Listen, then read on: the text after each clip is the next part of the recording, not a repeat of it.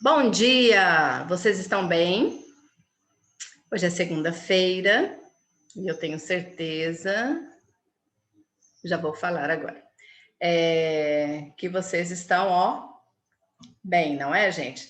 Ano chegando ao final, menos de 30 dias para acabar as aulas. Hoje já é dia 30,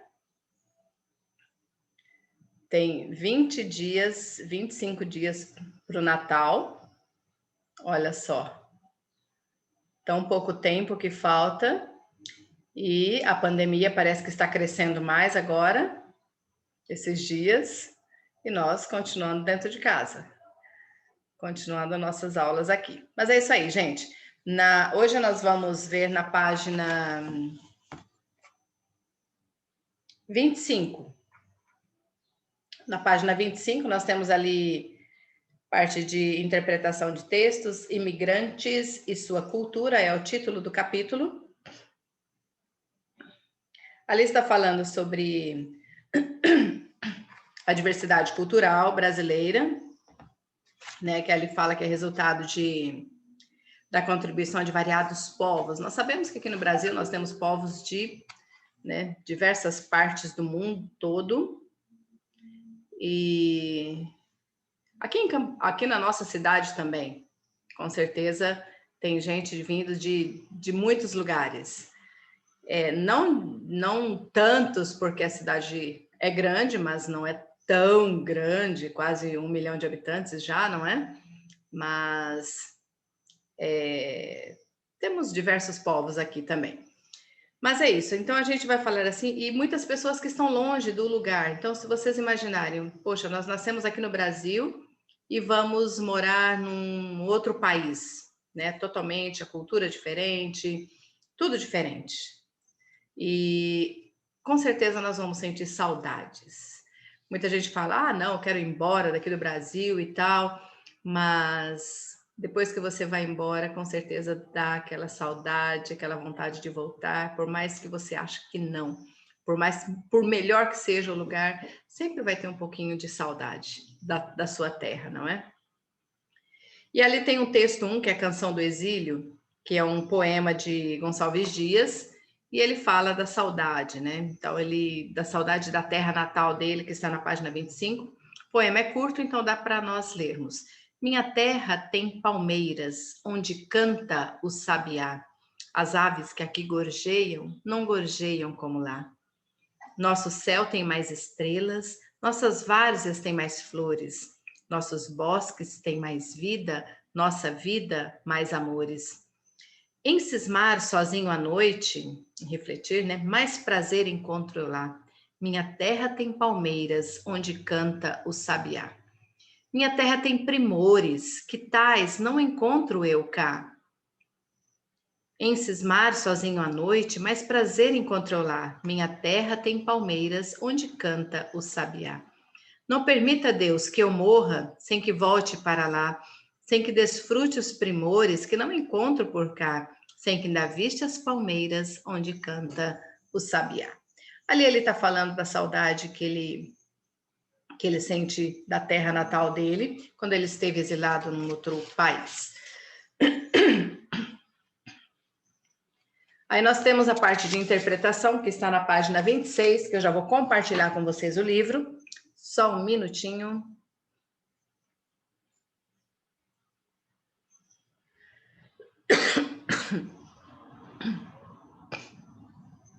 Ô, gente, deixei o livro aberto no capítulo 14. Oh, meu Deus do céu.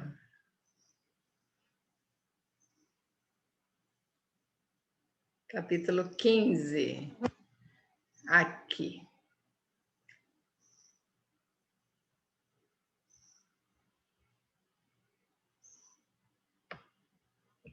Então, aqui nós temos a parte de interpretação desse poema.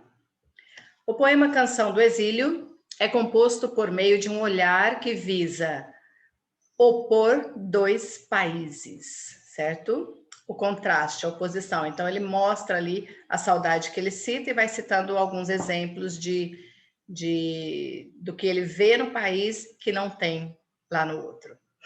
Então, é opor dois países. Que advérbio fazem referência aos lugares mencionados no poema?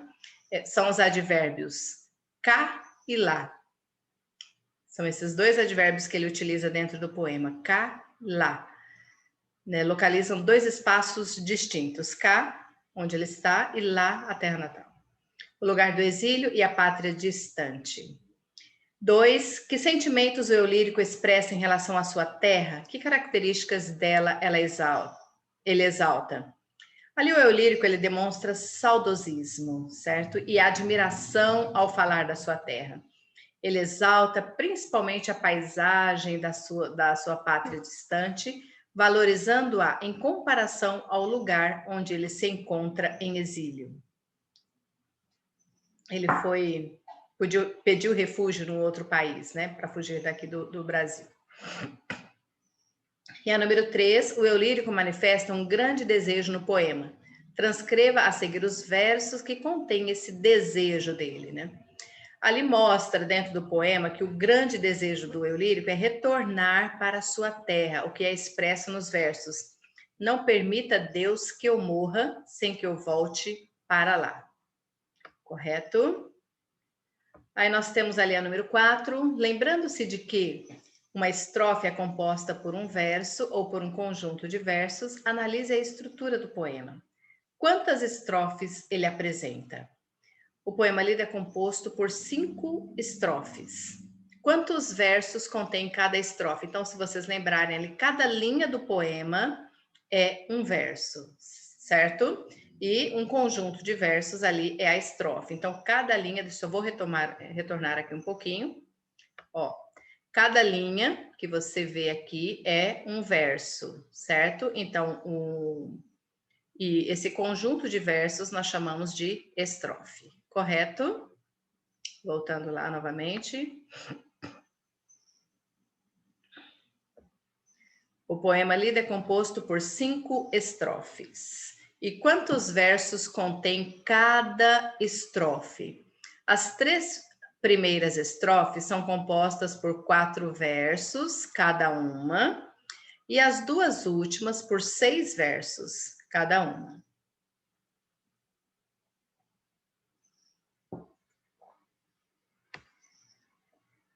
Ok? No exercício número 5, retome o poema e responda ao que se pede. Na primeira e na segunda estrofe do poema, circule as palavras finais que rimam entre si, dentro de cada uma delas. Depois, sublinhe as palavras que se repetem nessas estrofes. Aqui está pedindo para que nós retornamos ali ao poema. Circule as palavras finais que rimam entre si, dentro de cada uma delas, depois sublinhe as palavras que se repetem nessas estrofes. Então, eu vou retornar aqui ao poema, e vocês vão observar, ó, sabiá rima com lá. Gorjeiam, aqui está repetindo, gorjeiam e gorjeiam, correto? Nosso, nossas, nossos, nossa, aqui está repetindo, certo? Então, nós vamos grifar. Tem mais, tem mais, tem mais. Aqui também está repetindo. Aqui, flores rima com amores. E aqui, vida, né? Repete aqui com vida. Mais aqui, repete aqui, mais. Então, as palavras que estão repetidas, nós vamos grifar. E as palavras que rimam, nós vamos circular. Então, se vocês já acredito que já devam ter feito. Ok?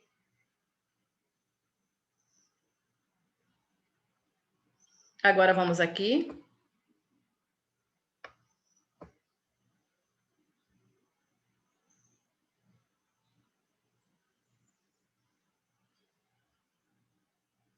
Certo, vamos lá, gente. Estava dando uma olhadinha na turma ali.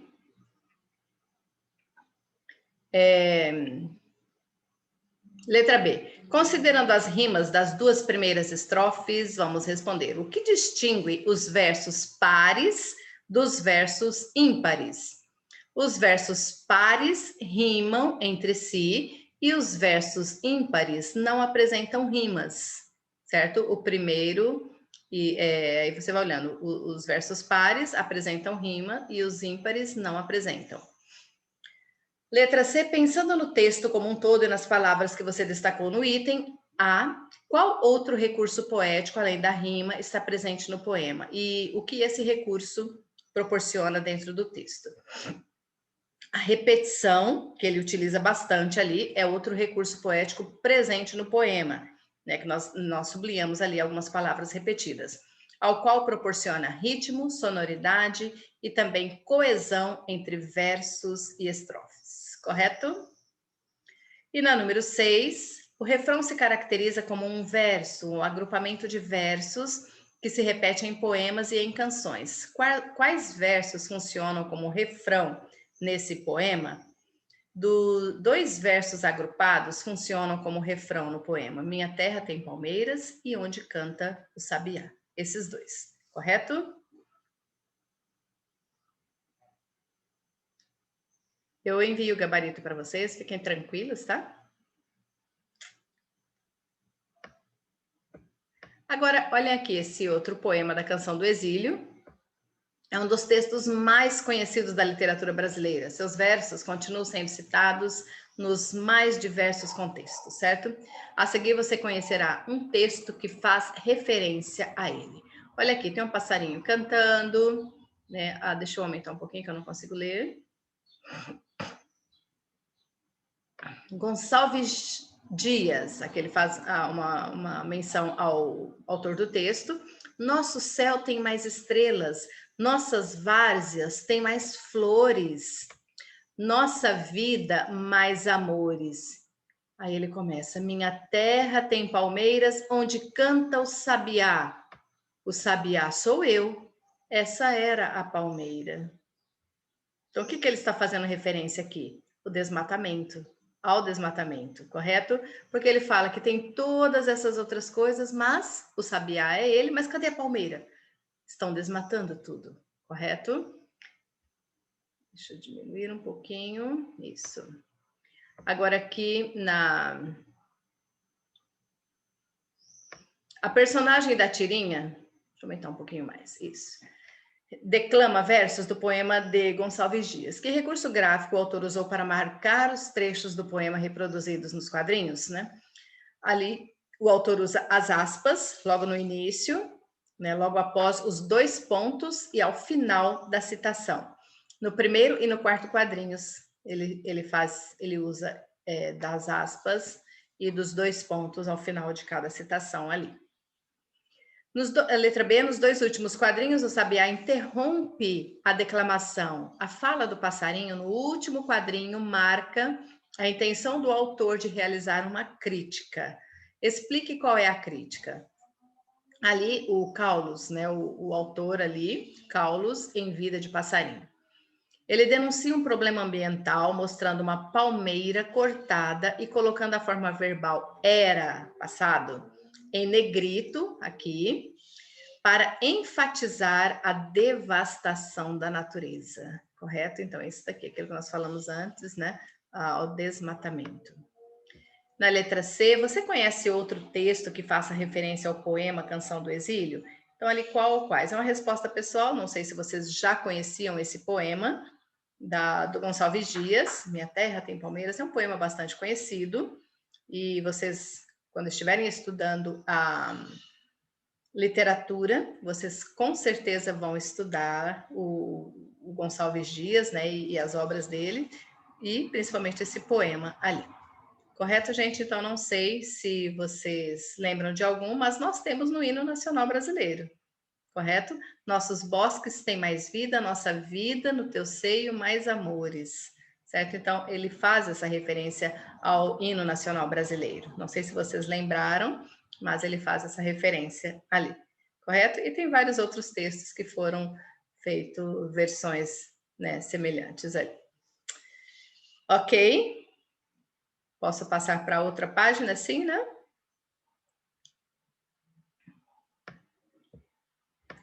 Aqui nós temos um outro texto, O Barco Sem Rumo. O tema da imigração apresenta-se sob o ponto de vista de quem sai da sua terra natal para viver em outro país, pois o eu lírico vive na condição de exilado e revela seu sentimento de saudade da pátria de onde ele partiu. E aqui nós temos um poema que vai numa outra perspectiva. Há 2 anos, no fim da última guerra, mas para o ano de 1945, diziam jornais de um navio fantasma percorrendo os mares e procurando um porto. Sua única identificação, drapejava no alto mastro uma bandeira branca, levava sua carga humana, salvados de guerra e de uma só raça, incerto em seu destino. Todos os portos se negaram a recebê-lo. Acompanhando pelo noticiário do tempo o drama daquele barco, mentalmente e emocionalmente, eu arvorava em cada porto do meu país uma bandeira de paz e escrevia em letras de diamantes: desce aqui. Aceita esta bandeira que te acolhe, fraterna e amiga, convive com o meu povo pobre, compreende e procura ser compreendido, come com ele o pão da fraternidade e bebe a água pura da esperança, aguarda tempos novos para todos. Não subestimes nossa ignorância e pobreza, aceita com humildade o que te oferecemos, terra generosa e trabalho fácil. Reparte com quem te recebe teu saber milenar judeu, meu irmão. Um texto de Cora Coralina. Aí nós temos aqui a interpretação. O poema faz referência... Não, o poema Barco Sem Rumo faz referência a perseguições que o povo judeu sofreu em um momento da sua história, quando precisou procurar abrigo em alguns países e este lhe foi negado. Olha só. Qual é o sentimento revelado pelo eu lírico sobre o fato referido? O eu lírico, ele mostra sua comoção em relação ao fato, revelando-se solidário ao drama dos refugiados judeus que não foram aceitos por outros países. Aí é pior ainda, não é, gente? Agora aqui a letra B. Das alternativas a seguir, qual ou quais indicam comportamentos que divergem da atitude do eu lírico? É o egoísmo e o preconceito. Preconceito para com os judeus, que se tinha muito na época. E a letra C. Atualmente, ainda há povos que vivenciam drama semelhante ao exposto no poema? Ainda há pessoas que passam por isso? Pesquise e compartilhe, certo? Então, isso aqui vocês podem pesquisar para saber se ainda há pessoas que sofrem esse tipo de problema, né, dos refugiados, correto? Aqui nós temos, né, dramas recentes de refugiados que deixaram seus países devido a conflitos, como os sírios e os afegãos. E a gente vê ali um problema que a gente está passando hoje na Venezuela, né? Muitas pessoas saindo da Venezuela, aqui na nossa cidade está, né, repleto de venezuelanos ali, e fugindo do país. Fugindo do país por quê? Porque eles não têm nem comida, correto? Para comerem ali, não tem trabalho, e aí eles acabam não tendo nada. Compare a imagem do Brasil construída no poema de Cora Coralina, com aquela apresentada por Gonçalves Dias. Enquanto Gonçalves Dias ele exalta a natureza e o paraíso brasileiro, a Cora Coralina fala de um país fraterno, amigo, que tem esperança e oferece trabalho fácil, mas fala também de um país com pobreza e ignorância. Isso ela fala ali no texto dela, correto? Diferente do de Gonçalves Dias, que ele cita apenas a saudade e cita partes ali do que ele sente saudade. Ok?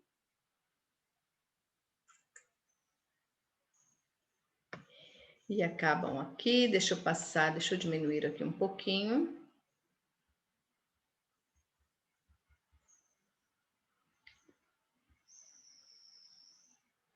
Essa parte nós já fizemos, que é a parte de...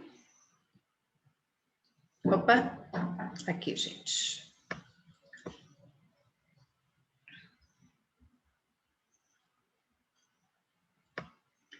Aqui nós temos Haikai. Não sei se vocês já estudaram Haikai. Poema de 3 versos. Haikai. Isso aqui, ó. Que eu estou passando a seta. É um Haikai. É um poema japonês, né?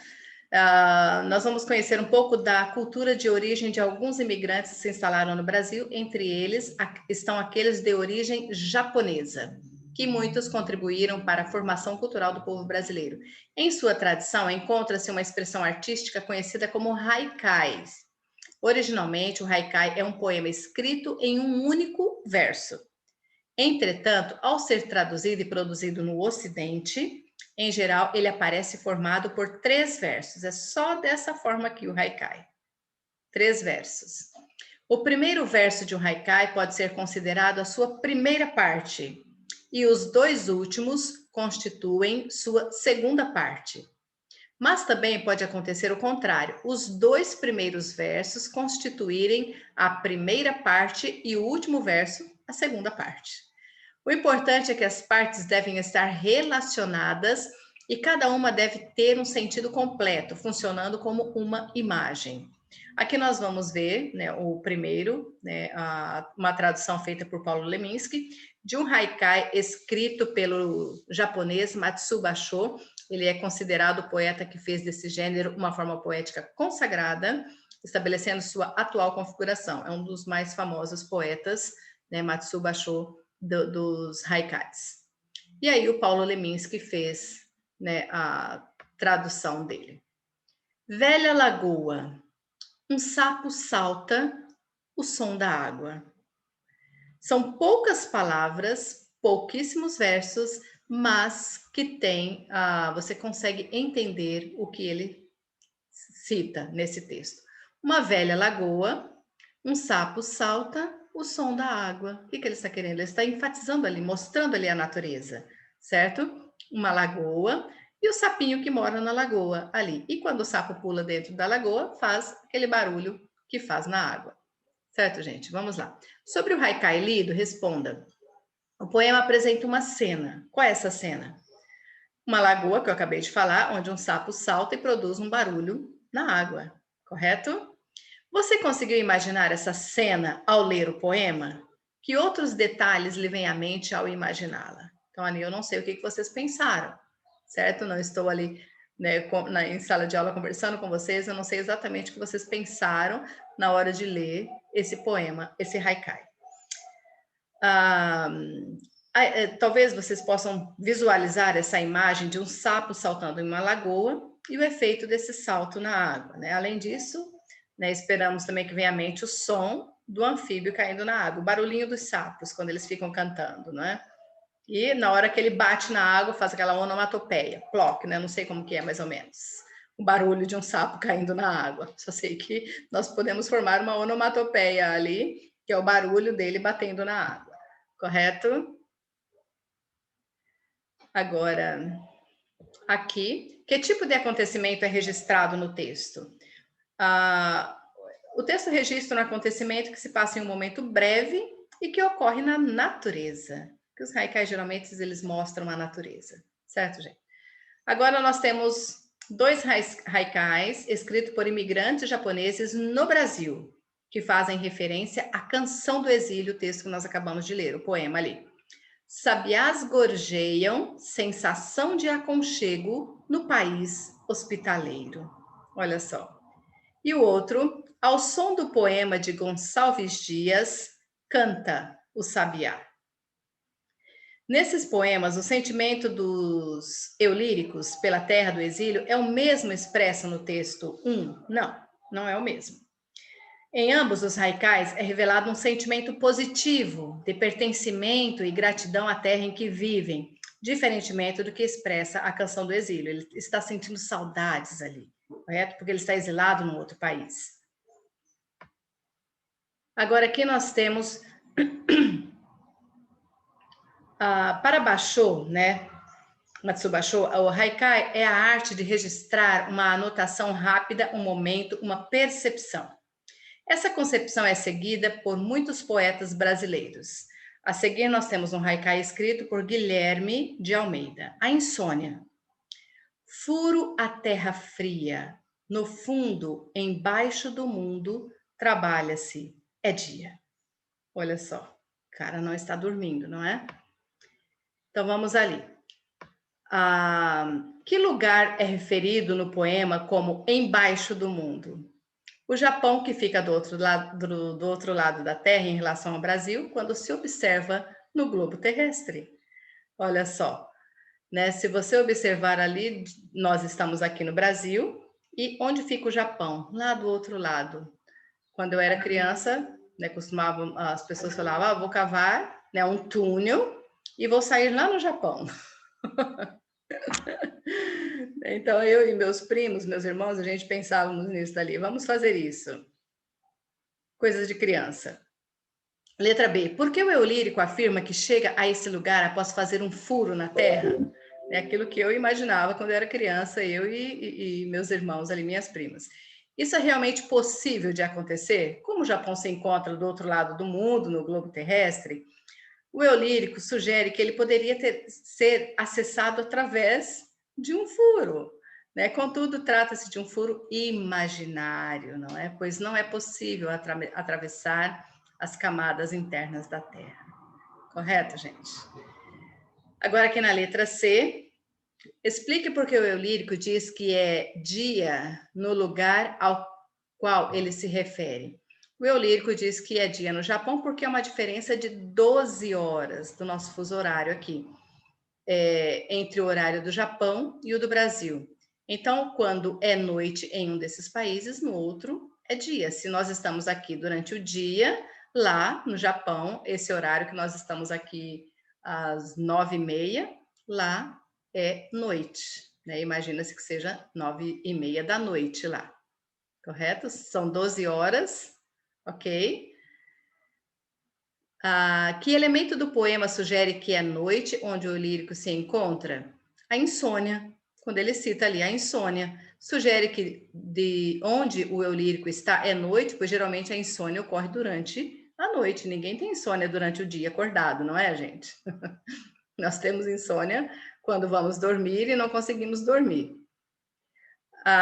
Número 4, releia o Haikai de Matsubashi e compare-o com o de Guilherme de Almeida. Que diferenças você notou entre as estruturas dos dois?